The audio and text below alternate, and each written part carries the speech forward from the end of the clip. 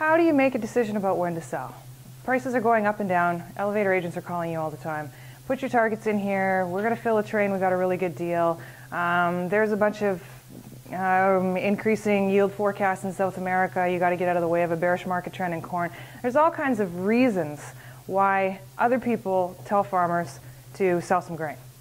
I'm just going to go through really quickly how FarmLink makes the decision to recommend clients sell grain.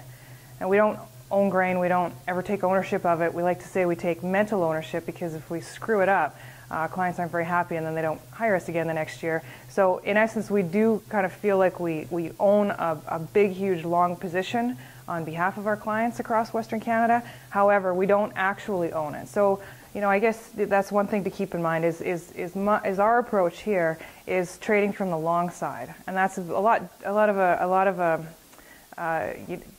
the sentiment that, you know, we all want prices to go higher. You know, we share that, and that kind of emotion of always being bullish, always wanting prices to go higher, always expecting them to go higher. You can kind of be biased in how you read the information that you're seeing about what's happening in the markets on any given day, because you know, and put more weight into the bullish variables than the bearish ones. That's kind of risky when it comes to making a good decision and identifying a good opportunity to make a sale. So what we've tried to build over the years is some systems for making decisions and some processes for planning out when we're going to make our sales, so that we can bring some discipline into the action of pulling the trigger when those opportunities present themselves. And so here's how it works. University economists and everybody in a training session will usually at some point throw up this boring old chart about supply being upward sloping, the supply curve, and all that is to say is that as the price goes higher, producers tend to supply more grain. We plant more grain. But as the supply goes higher, you will ration demand. So at higher prices, you have less demand. This is quantity here.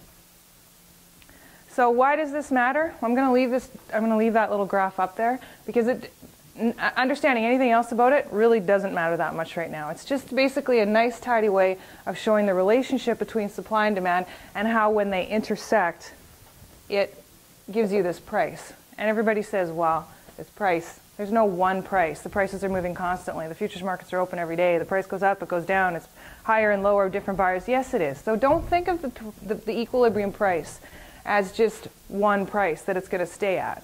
It's basically a range of prices that reflect current thinking about supply and demand. So current thinking about supply and demand is it's pretty noisy. You know, we're constantly hearing, well, I mean, it's a function of the weather and it's a function of demand. Not, you know, the grain is shipped in boats on water, and it's not happening, you know, in a transactional way like at a cash register. It's sort of, you know, it flows. It's a fluid, dynamic trade. So we don't have perfect information at any given point in time about the total supply. We know how many acres are in the field and what the weather's doing. We know basically that China is a big buyer of soybeans, but we don't know whether they're canceling shipments or whether they're, you know, repositioning with supplies from other origins, or what they're doing specifically. So for that reason, you get a lot of noise. You don't just sort of have supply, demand, carry out, equilibrium price. You have information about supplies. Oh, it rained, down, and okay, no, they bought more. Exports were bigger than expected this week.